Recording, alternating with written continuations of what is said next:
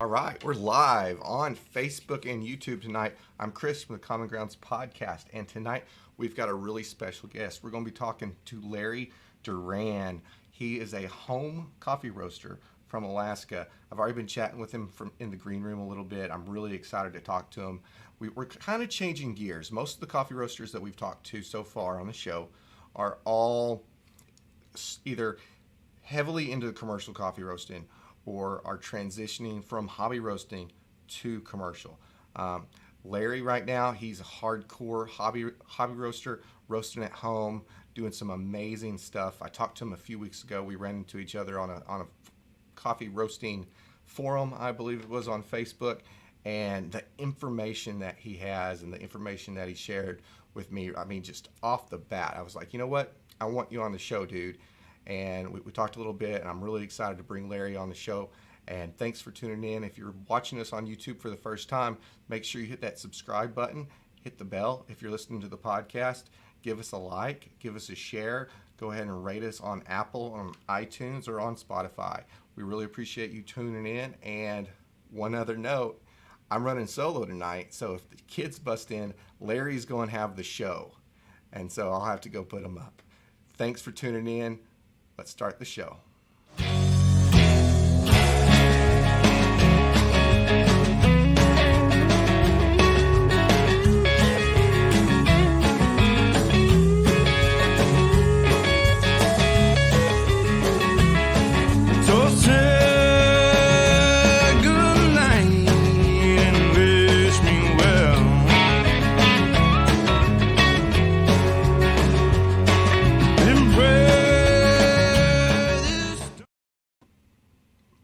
Welcome to the Common Grounds podcast, Larry. How are you doing tonight? I'm doing very well. Thanks for having me. Thanks for tuning in. Actually, it's good afternoon for you, right? That's right. Is it still what is it? 3? It is 3 p.m. 3 p.m. Well, I really like to thank you for taking time out of your afternoon to join us and talk about home roasting coffee today. So, if you will, tell the audience a little bit about you, where you're from, and how you got into coffee roasting. Yeah, no, I appreciate it. So I'm currently in the metropolis of Ketchikan, Alaska. So one of the bigger communities in Alaska. It's not big by lower 48 standards, perhaps, but for Alaska purposes, it's larger. We have about 16,000 people here. But I'm not originally from here. I was born and raised in Arkansas. Spent a little bit of time in Texas before transitioning to Alaska for my employer. And how big is Ketchikan? We have about 15 to 16,000 people year round. So being up there, the first question I'm going to have for you, or the second, I guess, would be, how did you transition from drinking off-the-shelf coffee to saying, you know what, I want to roast coffee myself?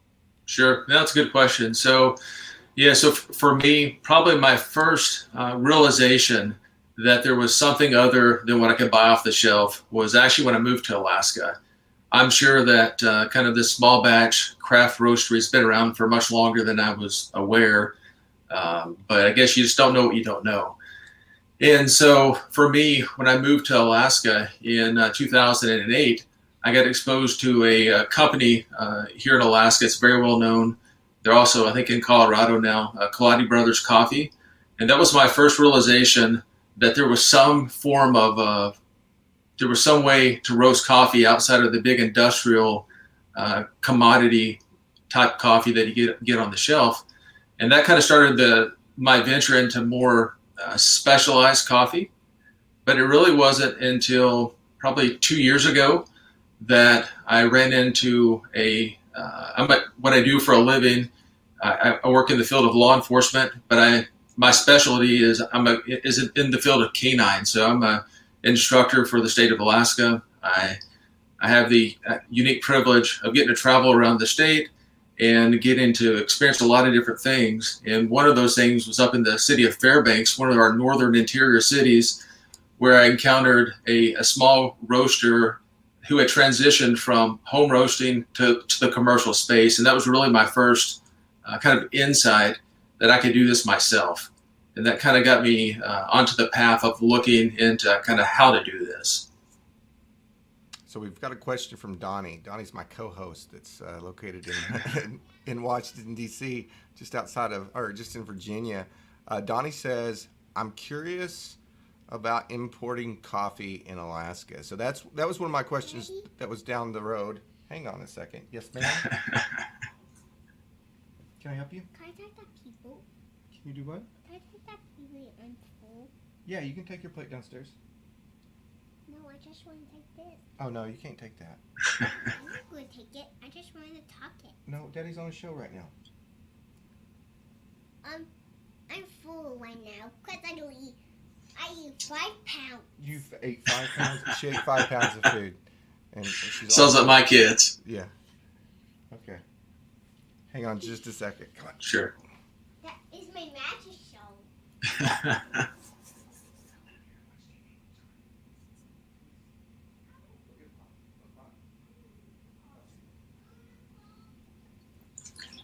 Fixing to have to start bribing people with ice cream, I think. They just had finished dinner.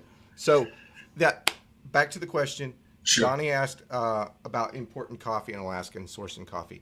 How do you go about doing that? I mean, I know shipping rates and everybody talks about the price of milk in Alaska is insane because y'all have to, just getting stuff up there is a pain. But how does that affect you sourcing coffee?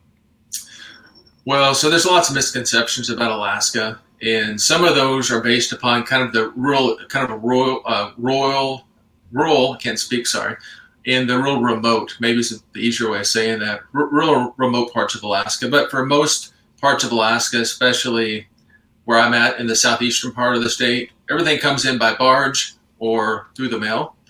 And then the other part of the state that's on the road system, things are coming over either through shipping containers or long haul tractor trailer. And so the prices are pretty comparable. We're going to pay $1 or $2 more per item than you would say in Seattle maybe, but not a lot more. Now, if you get into these more remote areas, that's where you hear about these inflated cost of foods such as milk. Yeah. But where I'm at, that's not the case. But I guess to the question about cost of importation I assume that the question is maybe more green coffee, maybe. Yeah. So there's generally speaking, what I do, I'm probably like a lot of people. I'm looking to see how much coffee do I need to buy to lower my cost and to get free shipping usually included. And so when that happens, I'm looking at generally $7 for a shipping cost. So I buy maybe 10 pounds to 20 pounds of green coffee at a time. Okay. Yeah. Do you typically, when you source, are you sourcing multiple different, say, I'm going to go and you get 2 pounds of Colombian and 2 pounds of Guatemalan and 2 pounds of Ethiopian and 2 pounds of something you've never tried before? Is that what you typically do? Yeah. So generally speaking, I do something along those lines. So what I do is I often will buy something I've had before that I've really liked, but I'm kind of an adventurer in terms of coffee. I really, that's one of the things I love about coffee is the ability to explore just the wide variety of flavors that you can find in essentially one common plant. It's mind-boggling to me how unique these flavors can be from region to region and from processing method to processing method. So what I wind up doing is, I kind of go in different phases with this. So sometimes I'm interested in trying coffees from different regions. Sometimes, and here recently, kind of what I've been doing is I've been going to say like one of these flavor charts you may see from like the Specialty Coffee Association, okay. And maybe there's some flavor that I just don't understand. I know what the flavor is. Let's just say tobacco, for example. That's always one that strikes me as weird to associate with coffee, and think, well, what are they talking about? Because surely it tastes something different than a cigarette or something, And so I may buy 3 coffees that have that as a prominent flavor note and try to figure out what they're tasting. And so those are the kind of things I do. So I'll look for flavor notes that I've never had before. So, for example, one I recently bought had one of the prominent flavor notes was cinnamon. Another one kind of sounded like a bad Scotch to me. It was like earthy, peat, moss, wood. Just seemed it caught my attention. It was so weird. I wanted to try it, and so those are the kind of things that I do. But I do indeed. I'll usually always have a coffee from South Americas, something that's more traditional, something that is not as exotic, I guess you would say, in flavor. And then I'll have something that really pushes the boundaries. That's generally how I do it. Where are you sourcing most of your coffee from at this point?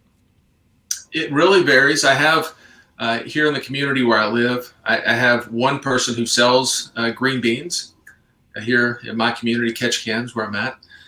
It's called the Green Bean Coffee Company. I source from that company, who sources from Royal Coffee out of New York. I source from, which a lot of people do, Sweet Maria's, Bodhi Leaf, Berman Coffee Traders, and Happy Mug. Those are probably the ones that I go to the most. And typically, so how did you go? This is one thing that I've always been interested in. When you first got into it and you started looking at sourcing coffee, how did you go about that? Did you just say you Google green coffee beans and you took the first 5 hits and checked them out, or?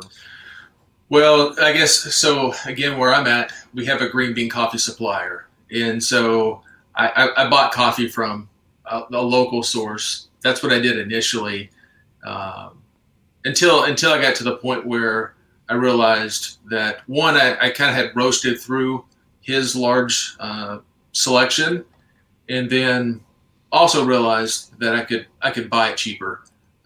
So I support the local green bean supplier, but I also try to get more variety and lower my costs too. Yeah, of course. What are you roasting on?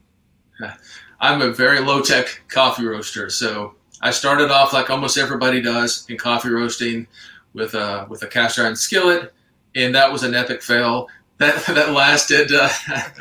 So let's talk about that, because I've thought Sure. about it. I've really, I've got green coffee on my website. I know Right. at this point, if I'm talking to them online every day, they're either a coffee roaster or a green coffee seller. So tell me about your experience with the iron skillet. Sure. So the cast iron skillet, pan roasting, if you will, it's the way it's been done for a very long time, and so it can be done, and apparently it can be done well, but just not by me. So it's one of these things that has a lot of inherent challenges to it. You've got to constantly agitate the coffee beans. There's a lot of variables to this, and what I discovered was that I could never get a consistent, even roast. The coffee would come out very uneven. Either I had two extremes. Either it was very underdeveloped and very, we'd use the word, just underdeveloped, kind of a green, vegetal taste to it, or the opposite extreme, like it was over roasted, overdeveloped, and so it was just very, very, very tough. So I did that 3 or 4 times, and then quickly abandoned that. I was listening to the children being Sure. silent, so I had to kind of tune in a little bit more. You know that you see the pictures of like in Ethiopia where Right. they're around the fire, or with a skillet, or even just a metal sheet in there, or some of the stuff from like Sumatra or Indonesia where it's almost like a wok style roaster. Right. And then you catch the ones where I'll probably end up getting one of the little wire drums, the little single dose roasters like I've seen from a couple people from Japan use. Right. That's always interested me quite a bit. I'm going to roast coffee at some point. I mean, it's just Sure. it's just going to be happening. I'm just kind of Right. off as long as I possibly can. So when you went from iron skillet, what was the next? So what I did initially was, like a lot of people, you just kind of go to the internet, start doing some research And again, most people go find their way to Sweet Maria's, generally speaking. There's a couple other websites that are pretty common and will be kind of high up on that search engine list. They're one of the top usually. They kind of walk you through the common options. Well, that's one of the most common options.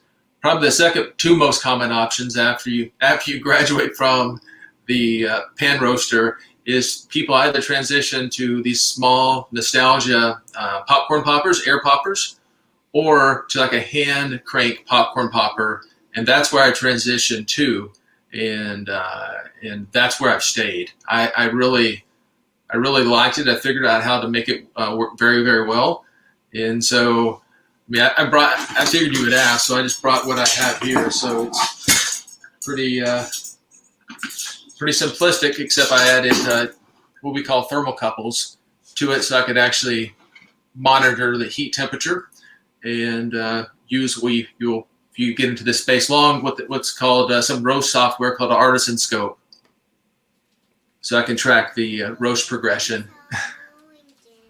That's really cool that you're being able to use Artisan with your setup there. Yes. That's awesome. Hang on just a second. Sure.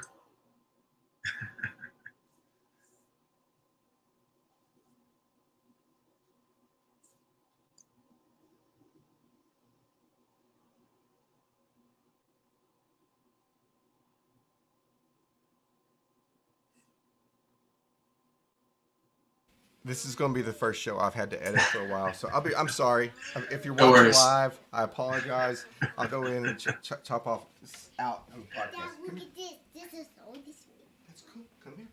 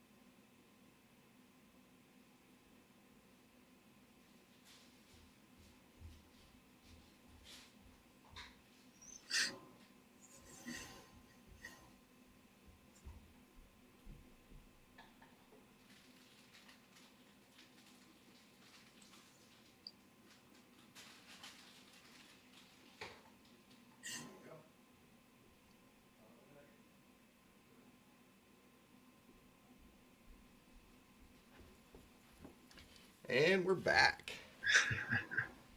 Had to get some, had to fend off the savages with some ice cream there. So tell us about the transition from adapting your non-technologically advanced method into more technologically advanced. Sure.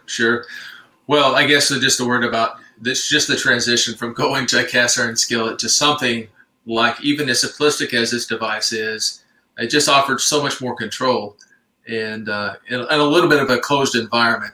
It's got a lid, so it was just night and day better. So I went from really again struggling to have decent coffee to, with very minimal effort, being able to roast really high quality coffee. Much better than I would have ever guessed. It probably only took me like maybe three roasts to figure out kind of the batch size that worked, and the kind of time and temperature things to work out some of these variables. And after that, I've been really impressed. I mean, so much so that at times I question the wisdom of maybe wanting to spend a lot more money and buy a much nicer roaster, because the quality you can get from this is only maybe a $35 roaster, and you have to have a heat source. So for roughly $50 to $75, it's pretty tough to find something that you can buy or that you can roast the quantity that you can with this, which is basically like 250 grams. So around a half pound to about 300 to 350 grams. So for about under $100, it's hard to find something you can roast this quality of coffee or quantity of coffee at the quality you can.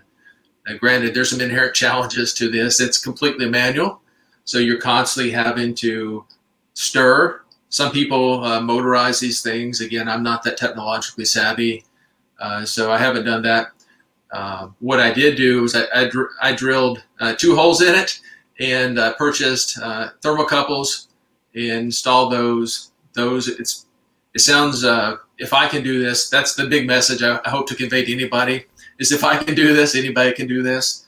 The barrier to home entry is really low, and you don't have to be sophisticated in your understanding, sophisticated in your technique. You certainly don't have to have sophisticated equipment to have better coffee than you can buy off the shelf, commodity grade coffee. So that's, if no one gets anything else out of this, I hope to convey that.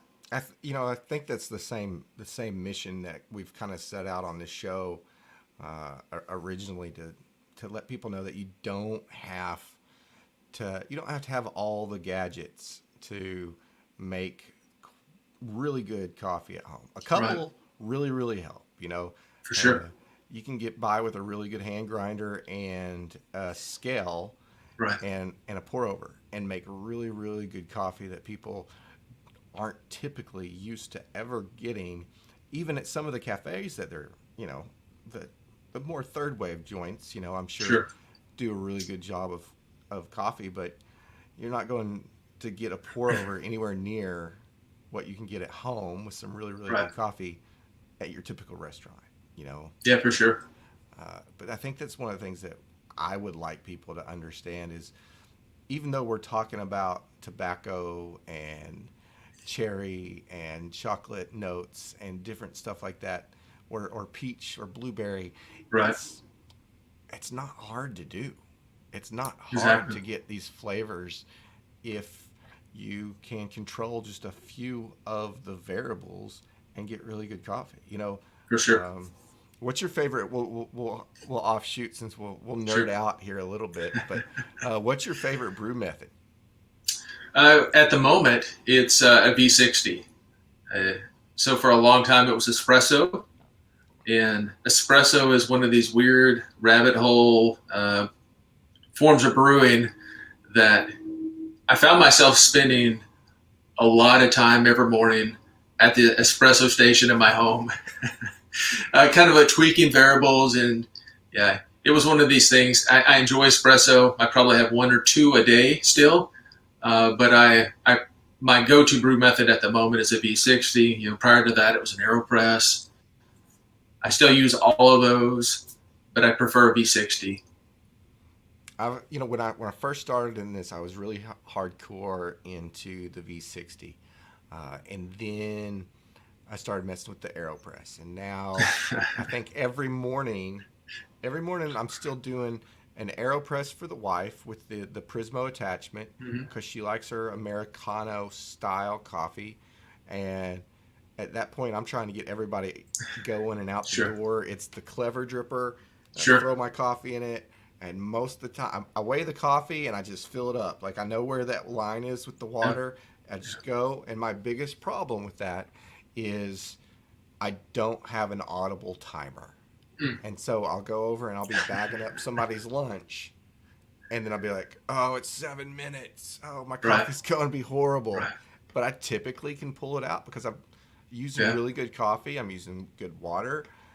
I've got the dose down. I've got the recipe down, and using good coffee. So it's really, every once in a while I'll get over extracted if I forget about it. But do you have a special technique for your V60? Well, I guess somewhat. I differ. I started off, again, like most people do. You go online, you watch these YouTube instructional videos and so forth. And I struggled to get a quality pour over with the V60 until it was just kind of a mistake where I didn't have access to my gooseneck kettle to kind of have a controlled flow. And so I was camping and brought a V60 with me, or a camping device equivalent to a V60. And I had to use like a normal kettle that you would have on your stove that doesn't have a controlled water flow. And ultimately discovered that I preferred a much faster lot more water flow into the slurry, for lack of better words, rather than this really controlled small pours. So Right. yeah, I do a blooming pour, and then after that, I pour the entire amount that I'm gonna use. Okay. Do you control? I love nerding out on this stuff, so we can talk about this for a few minutes. So, do you start tweaking your grind on that method to Right. control how fast it's actually brewing? I do, I do, but again, it may be part of what caused me to have to go this route to begin with. Was I'm probably using a grinder. Well, I am using a grinder that's not designed for coarse ground brew methods. So I'm using what's called a Baratza Sete 270. It's more of a fine grinding grinder. So I'm on the very coarse end of this, and which is probably it's borderline for sure. And so maybe that's what caused me to have to go this route to begin with. But yes, I play with the grind size. So I mean, I have some variables that I'm controlling. I know where I have to be within a small window, and I'll control those just to see how it affects the extraction. But for me, probably the greatest thing that I play with is the water temperature. Really? So yeah, I find I prefer much cooler water temperatures than what's generally recommended. So I'm down at my starting point is generally 185 degrees, and if that doesn't taste right, then I start bringing the temperature up. See, now my mind's just ticking. I'm like, okay, what am I going to do tomorrow now when I talk about this, or when I actually go down and because everybody, you can do so much with a cup of coffee, and you can do Right. so much with a brew method that I just find it fascinating. When you do that and you're shooting at a 185 and you got a finer grind on that V60, what's your time frame look like on that? Yeah. So when I use like the initial kind of the traditional maybe this is a way of saying this pouring methods where it was just a little bit at a time essentially, the brew times were way too long, and so again it was just kind of a happy accident for me that pouring too much water from the traditional standpoint. I'm basically a brew time of like 2 minutes. The total brew time is 2 minutes generally, Okay. maybe 3 minutes. Donnie's asking, I'm going to throw up a question here. It says, do you use that low of a temperature for a lighter roast? Again, it varies. So most people traditionally are going to recommend a hotter water temperature for a lighter roast because generally speaking, just by nature of how the bean has been roasted, it takes a more hotter water to extract that coffee, right? And so that's probably where the question's coming from. So generally speaking, yes, I start at 185, but at the same time, I'm keeping a journal with every coffee I roast, and then I'm going to change it next time to say 200, and then 210. But even at the hotter water temperature, sometimes I find that a coffee doesn't extract well until it's like 200 to 210 degrees Fahrenheit. But even so, I don't drink that coffee until it's probably honestly down to like 185 degrees to begin with, till it cools off, because the flavors seem to drastically improve once it cools.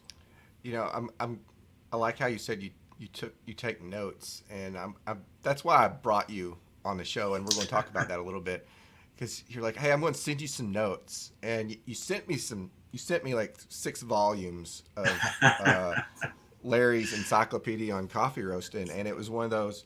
I read through it, and it was one of those moments. I was like, I can roast coffee now. Oh, for sure. It was your notes are very well laid out. They're very thorough, and you definitely are good at taking them. So let's talk about that. Let's talk about Sure. documenting your roast profiles as a home roaster and how important that is. So tell me where you started in that process. Yeah, so generally speaking, like when I started off, it was really simplistic. Again, there are people who are more on the scientific side of this, if you will, and they take really technical data. I don't do that.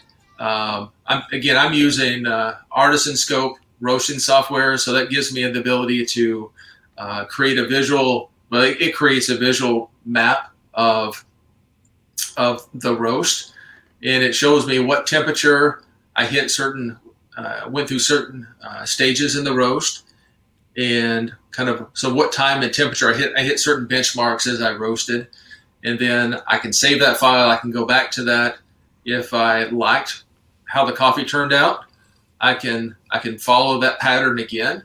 I can use it like a roadmap essentially, and then I make I have just a journal, and so this thing is full of I weigh the coffee when it go before I roast, so I know how many grams of coffee I started with, how many grams of coffee I ended with, kind of how much water was lost essentially, and then I just make notes like what went well, what went wrongly, and to be honest with you, generally speaking, it almost never goes exactly well, and so there's always something that I wish I would have done differently.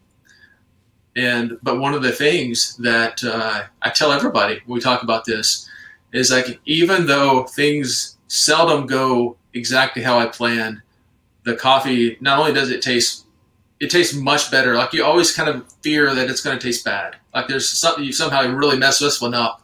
And almost every time I'm blown away. Not only is it good, it's really good. And so that gives me a lot of kind of encouragement, I guess you would say. That again, you don't have to be an expert at this to make good coffee. What's the most expensive coffee at this point that you've bought to try to roast, or that you've roasted, I should say? Sure. Well, I'm not again. I'm not one of these people that are going out and buying the most expensive varietal coffee, like a geisha or a Hawaiian coffee that tends to be on the more expensive end. So I'm probably in like the $10 a pound range on the high end, and so I'm looking. But for that price, generally speaking, you're in terms of the cupping scores, that you're talking about coffees that are in the low 90s at least. Oh yeah.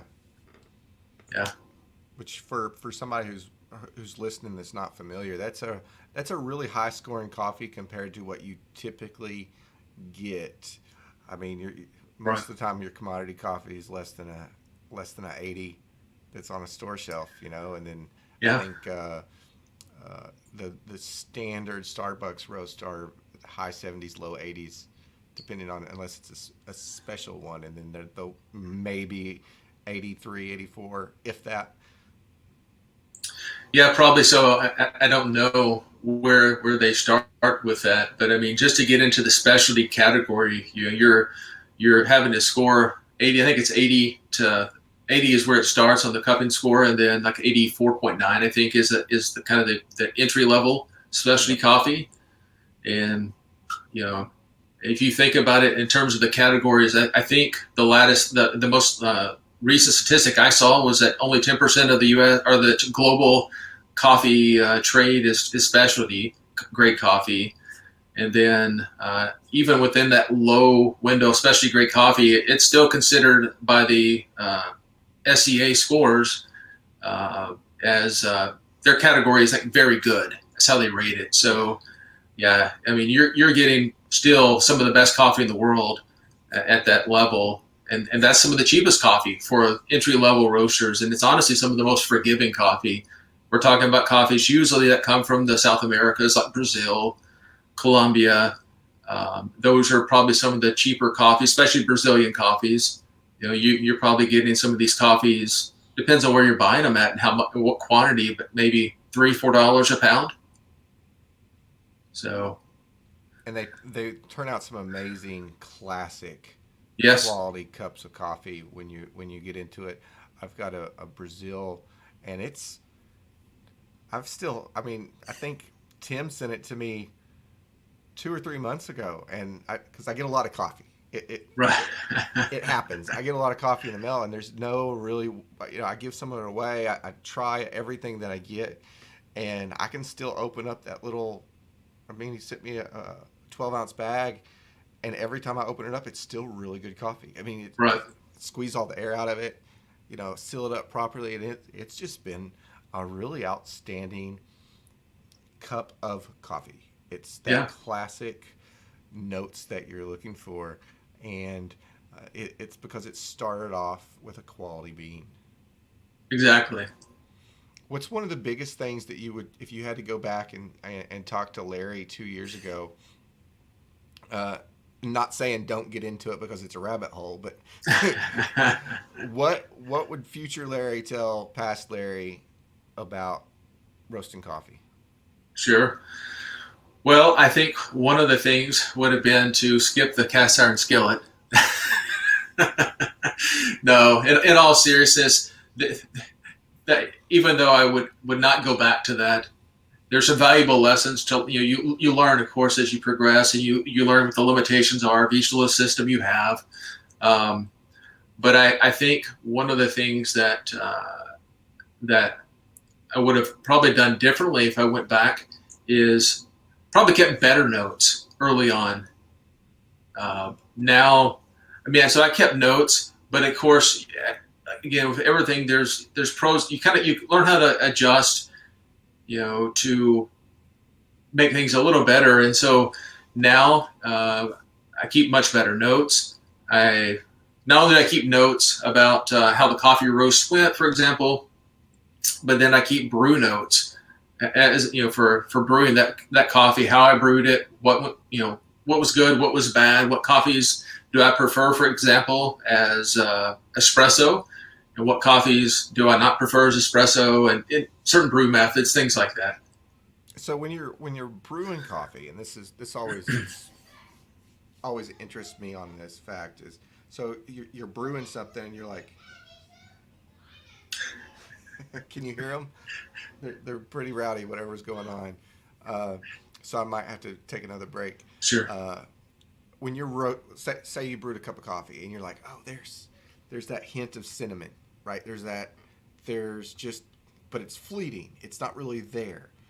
Do you ever say, okay, next time I roast this, I'm going to roast it longer, or I'm going to roast it shorter to see if I can develop that flavor more? Exactly.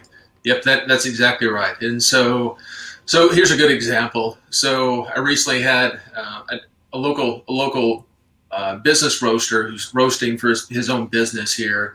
He came over, looked at my setup, kind of watched what I was doing, and I had a coffee that it just didn't go quite right in the past. Like the flavor notes for this one, for example, were blackberry and brown sugar, which sound pretty interesting for a coffee, and it kind of caught me. It had really mixed reviews, which I saw as a challenge, so I wanted to try it. And my initial roast with it was pretty lackluster. And so I tried it a second time, but I had there's certain ways that you can. So coffee roasting at its most basic level, we boil it down to the most common denominator. Simply, we're turning a green bean, a green seed, if you will, brown in a controlled manner, and hopefully in a way that you can reproduce later on. But coffee roasting, generally speaking, has a couple of phases. We're trying to take it from green to yellow, yellow to brown, and from brown to when we hit what we call first crack. Sounds very much like popcorn. And then from then on, you make the decision on how dark you want that coffee to be, how developed, and so forth. Well, each of those phases in particular, when you take it from yellow to brown, and from brown to the end of the roast, how you drive the bus, so to speak, through those can accentuate, for example, certain flavor profiles. So if you want a coffee to be sweeter or more acidic, you're going to emphasize certain periods in these roasts. Maybe you may make the roast longer or shorter, more heat, less heat, and so to speak. So yeah, so you can definitely guide the roast to accentuate those flavors. Sorry, I muted myself while No, I was singing I understand. in the next room. When you're looking at those flavor profiles like that, and you're in between first and second crack, do you ever just say, hey, I'm going to push the envelope and see how far I can take this coffee before it's bad? Or is that something that... Yes. I mean, so I personally prefer lighter coffee. So like the lighter side maybe of medium. So I'm not a fan of dark roasted coffee, generally speaking, because I think it's probably some of the more difficult coffee to do really, really well. And in one of the limitations, every roaster system, especially on the lower end of the cost scale, has some limitations. And so one of the limitations of a hand crank popcorn popper is you can't do something with what's called chaff. So as these coffee beans roast, they're shedding, for lack of better words, this little it's like a little fleshy membrane, maybe is a way of describing that. And as that bean roasts, it kind of pushes that off, and this little husk, for lack of a better word. And if you can't get rid of that in your coffee roaster, that's going to burn. Eventually, it's going to start smoking, and it's going to burn. And so for me, the limitation with my setup is once I get into dark roast territory, I start getting into smoky flavors, which I just don't enjoy in coffee. And so what I do is I'll push it to usually second crack. And I generally don't go into second crack very far. Yeah. Just too much smoke. Yeah, well, it's just very tough because one of the things I do is, even though I roast a lot of coffee at home, I mean, I have 5 different varieties of coffee on hand any given time. I still will look to outside coffee roasters, and I'll buy from them just to compare what they're doing with what I'm doing, types of coffee that I know that they're roasting that's similar at least to what I'm roasting, and just see how different. It's just like the way I always kind of think of this in my head is it's kind of like maybe a chef who wants to get a little bit of inspiration by going to other quality chefs to see what they're doing and to learn and look for ways to improve. And it's also just a way to kind of compare what the quality of what I'm doing and make sure that because if all you know is if all you know is what you know, you don't realize there's more out there.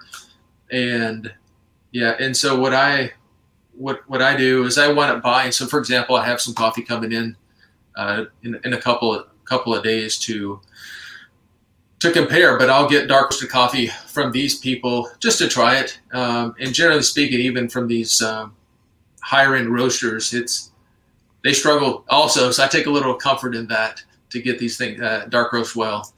One of the things I've noticed also, and I know you look at the color spectrum, and I need to really put that up on my website of the color spectrum of beans, from light to dark to full city, cinnamon, sure, French, Italian, the whole spectrum of roast color profiles, because some of the times I'll get coffee in. And like, for instance, and this is exactly what happened 2 weeks ago, last week, I subscribed to all of the coffee subscriptions on the website. That way, if you were subscribing to my website, me and you were drinking the same coffee. I think it's cool. It gives me an element of quality control, even because I don't ever get to touch the coffee unless it's coming to me. And I opened up the bag. I was like, this is the light roast subscription. This is not light roast. This is very not... Sure. And it was a blend, and I was like, okay, I'm kind of worried that this is too dark for the light roast people who are subscribed to the coffee. And I made it, and it was phenomenal coffee. It was amazing coffee. I was like, and I reached out. I was like, did I get the right coffee? Is this the right coffee? Because it looks dark. I even sent the roaster a picture, and she's like, yes, that is it. That's the profile that we want for our coffee. We're going to do this just in case. We've got a visitor in my floor. But I tried it. I had the option of, hey, no, send a lighter roast. I was like, no, you know what? This coffee is really good. I want to push it out. I want to see what I want to see what our customers like. Can I push the envelope a little bit on it? Yeah. No complaints. So the people who got it obviously liked it. They haven't canceled the subscription. Nobody's talked to me about it. But that was one of the things that, I really like about having a variety of coffee that, I'm not roasting it, but my friends are, my roasters. Sure. Yes, ma'am. I'm sleepy. You're sleepy? Okay, go take a nap. Mommy will be home soon. But I want a pillow. Go grab a pillow. That's my kindergartner. she's had a long week back at school. Sure. But and I barely even go into the dark realm anymore. Like if it's, I guess full city is pretty much where I would select a coffee at and say, if that's what I was going to have to drink, that's where I would be at the darkest, is at a full city. And nowadays, if I get a dark roast in, it's going as a cold brew. I mean, it's pretty much going as a cold brew. That way, it comes across really nice, and you can get some really good flavors out of it. Not knocking the dark roast, but I can only imagine, trying to push that bean all the way to second crack, and I mean, it's hard because it's almost charcoal at that point. Well, not quite at that point, but yes, it's and that's one of the things, Jack. You have people. That's the cool thing about coffee is, there's kind of a point of entry for all kinds of flavor profiles that people like. I mean, there are people who really like that dark roasted kind of a smoky taste. It's not something I prefer, but if you can, and again, it's extremely hard to do these dark roasted coffees well. But when you can, I mean, they're really good. I mean, they're really sweet. They have like a really heavy body. Mm-hmm. So it can be done well, just not generally by me. So. Well, you're limited on your equipment a little bit. Yeah, for sure. Yeah, there's no question about it. So what are you looking at doing in the future? And we talked a little bit about this in the green room. You're at the point where it's a fun hobby. Exactly. Yeah. What are your thoughts on in the future? What are your thoughts about the future, basically? Yeah, fair enough. So, for me at this point, it's primarily a hobby. The commercial side is something that intrigues me, but if I were honest, I mean, there's a lot of things about going into the commercial realm that are intimidating. There's a lot of unknowns. I've done a lot of research. My background is largely higher academics, and so that's kind of where I get driven towards to think through things endlessly. And so when I started researching and looking into this, it's intimidating. So kudos to those who might be more impulsive than I and just do it without. But I don't like. That's not me. And so, but as I look through this, probably what I'm going to do is eventually go into the small batch coffee roaster scene, the commercial scene. Continue primarily as a hobby, but kind of, if you will, ease my way into it as start a small business, maybe offset some costs to primarily support my hobby. Right. Yeah. It's a good way to do it, as long as you've got a good accountant and that can take care of you on what you can and can't do for it, for sure. I'm glad I had a really good accountant last year, because starting a business was like, okay, yeah, you can write that off. No, you can't write that off. Like, come on, please. No, right. Because that's the last thing you want to do is have Uncle Sam saying you owe him money right off the bat. Sure. It's definitely a lot better to spend the money on the coffee than to pay taxes. And now that I say that, the IRS is probably listening to me. So what's your social interaction with people as a home roaster? I know as the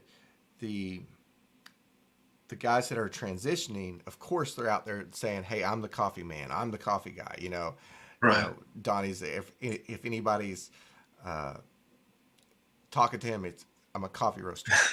Will's the same way. They're watching right now, and they're trying to get that message across. But as just doing it as a hobby, do you randomly show up and just like hand out coffee to people, or are you just more laid back with it? Yeah, I would the latter. So I'm definitely kind of more the type of person who, I guess, I don't volunteer the information without there's some nexus to the conversation starting. And generally, the way that seems to happen a lot in the community is through the local green bean coffee supplier, which is also they're a roaster. They have a coffee bar, And so people will see me buying occasionally green coffee there. And again, they're just like I was. They had no clue that this could be done. I don't know where I thought coffee came from in the past, but I guess I just didn't think about it. And so it's just a conversation starter usually, and that seems to be where it happens. Of course, everybody that I work with, they know that I do it.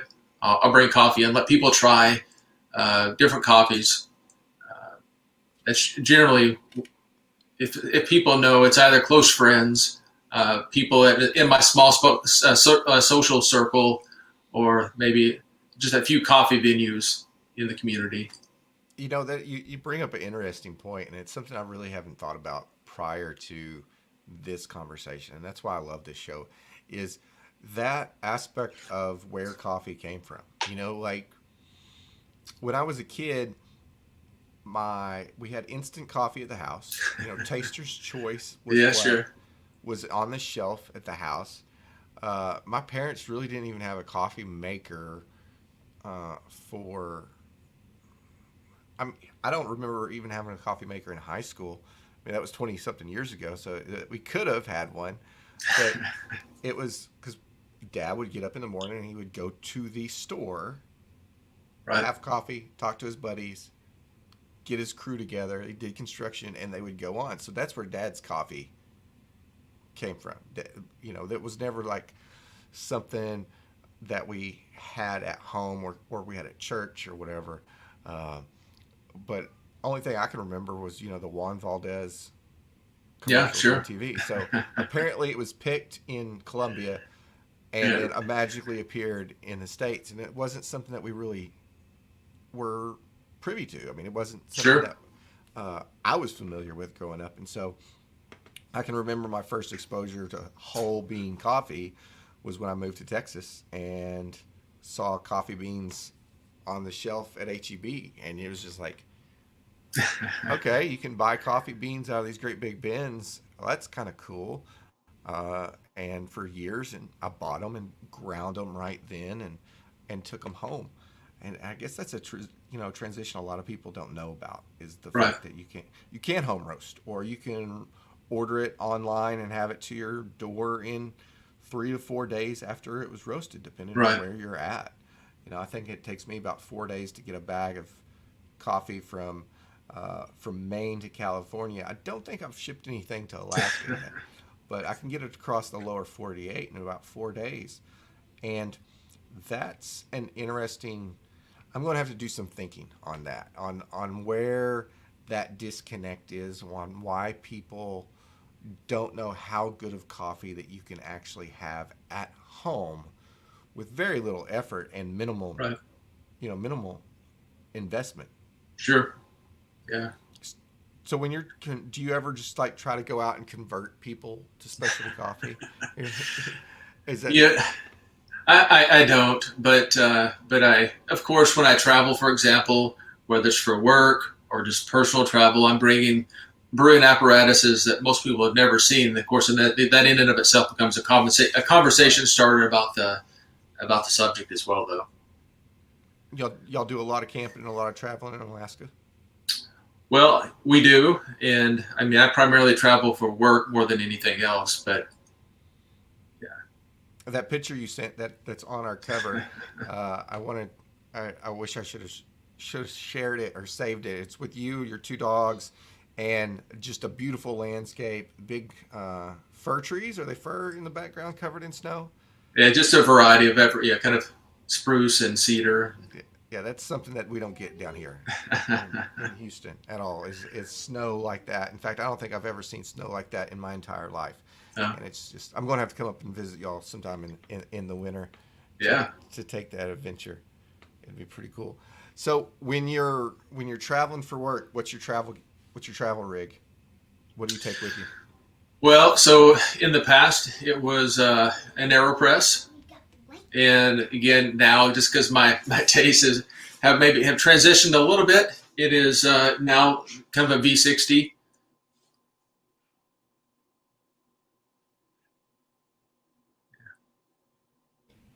Just a There you V60. So you travel with the V60? A V60 or AeroPress. AeroPress. Okay. Are you using the plastic V60 I to am. travel? Okay. That's what I brew with at home as well. Okay, the plastic one. Do you Yep. find that you lose a lot of water temperature? Have you even messed with it? I haven't messed with. So I don't own a metal, ceramic, or any other glass. I don't own another V60. I own different pour over brewers, but plastic is what I have. And do some research. That's why I went that route. But again, for me, I'm trying to lower the. I want the temp to drop anyway, and so. But in general, one of the reasons, one of the recommendations, I think it was Scott Rayo who had recommended the plastic in an article or video I watched, was something about the you didn't lose the heat to the brewer; it stayed in the coffee itself. Right, because it's not like a heat sink that's going right. to. I've been doing that on my V60s a lot. Is I really rinse the filter, right, primarily to heat the V60 up, because that's one of the things I looked at was, well, what's my extraction temperature looking like as I'm doing this, and I took a meat thermometer and stuck it down in the middle, Insta-read meat thermometer to see, okay, well, by the time we're getting out of the cup, out of the brewer, that first 2 minutes, the coffee's coming out like at 145, 160, in that time, and that's why I was getting such a bad cup out of what I was brewing. Maybe I need to invent a coffee thermometer that I'm sure it's out there actually. If I go and look at it, but so your favorite brew methods, V60, straight up right now. Right now, yeah, that or espresso. Any tips on somebody like myself who's just getting into that espresso game? Well, I guess the number one thing is you have to have a quality grinder. So that's you'll if you spend any time on the espresso forums, what you're going to see over and over again is the advice that, and it's hard to wrap your mind around, I guess, but if your budget constraints only allow you to have spend more money. So say you have to make the choice between spending more money on a grinder or more money on an espresso machine. The best advice is always to spend more money on the grinder. And so it's hard to wrap your head around that could be a wise course of action, but time and time again, that proves to be true. It's kind of like when reaching back to my roots here, and on a rifle, you buy a $600 rifle and you buy a $1,800 scope and put on it. That way you can, it's just three times the cost of the rifle for the optics. But it definitely makes a lot of sense. I've got a pretty, I think at this point, I haven't put it through the, I haven't got my sifter yet to gauge it, but I've got one of the OXO brand. Right. Yeah. I mean, I was like, I'm spending $100 on a grinder. That's it. And it was $99.95. I was like, I'll take it. And I've been pulling some pretty good shots here the last couple of days. It does a great job on the upper end, on the coarser end. I don't get a lot of fines when I start getting down into the finer stuff. But I could definitely see a more expensive, nicer grinder on the horizon as I get into espresso. Yeah. Well, so the problem is with the lower quality grinders, again, they're designed to grind more coarse, and so then you're dealing with pressurized portafilters, which are fine. They have their limitations. Espresso connoisseurs are gonna frown on those for sure. But I will tell you that my initial espresso machine was a very cheap. I'm not going to pronounce it correctly, but like a DeLonghi or something, $150 espresso machine, and with a $500 grinder that I have, and that you can make better espresso than you're going to get at a coffee shop all day long. Nice, yeah. And especially when you're feeding it fresh roasted beans. How do you? And we're going to talk about that. That's the last thing we're going to hit before I let you go, and I get these crazy crazy people here in the other room. How long are you resting your beans before you start making espresso, since you're fresh roasting? It varies. So it's one of the things that I experiment with, and so I'm keeping, again, back to this documentation, kind of keeping a journal, so to speak. So the kind of the general best advice is, you're letting your coffee rest, say 5 days, 7 days, some up to 14 days. But again, it's a little bit of trial and error with that. But what I personally do is I wait 2 to 3 days this is for unknown coffees that I've never had before, to even grind and brew initially. And I'll do a pour over and I'll do an espresso even that early on. And even though it may not have been fully off gassed, there's some limitations with espresso with that. I have a pretty good snapshot of what that coffee is going to look like in 7 days as an espresso as well. So it may improve for sure at 5 and 6 and 7 days on, but I'm generally waiting 3 days. Awesome. Yeah. Thanks for the information, and thanks for joining us tonight, Larry. Oh. Really, really good information. I'm going to have you back on sometime. I plan on doing like a roasters roundtable one of these days and have a few different roasters on and talk about different stages of this whole entire process. Where are some places where somebody who's looking at getting into home roasting, where do you recommend going? So there's a couple of places. One is if you go on to Facebook. If you're on Facebook, there are some home roasting coffee forums. You use those generic search words, and you're going to find the groups. Both on we haven't even talked about this, but you have just a generic home roaster that uses some type of conductive roaster. Then you have these air roasters who have their own groups. So Facebook, and then some of these green bean coffee suppliers that I've mentioned, like Sweet Maria's, is probably one of the ones that most people start with. They go there. They have a lot of information for the new home roaster. Again, these social media forums, these home roaster forums, homebarista.com is another one that you can go to that has a roasting forum nexus. But from there, you'll start seeing links to these different other sources that provide some educational information. Probably the only other one I would leave people with that I think is they're providing a lot of valuable information for free online, and that is going to be Mill City Roasters, who are putting out a lot of good information on their YouTube channel for just coffee roasters in general.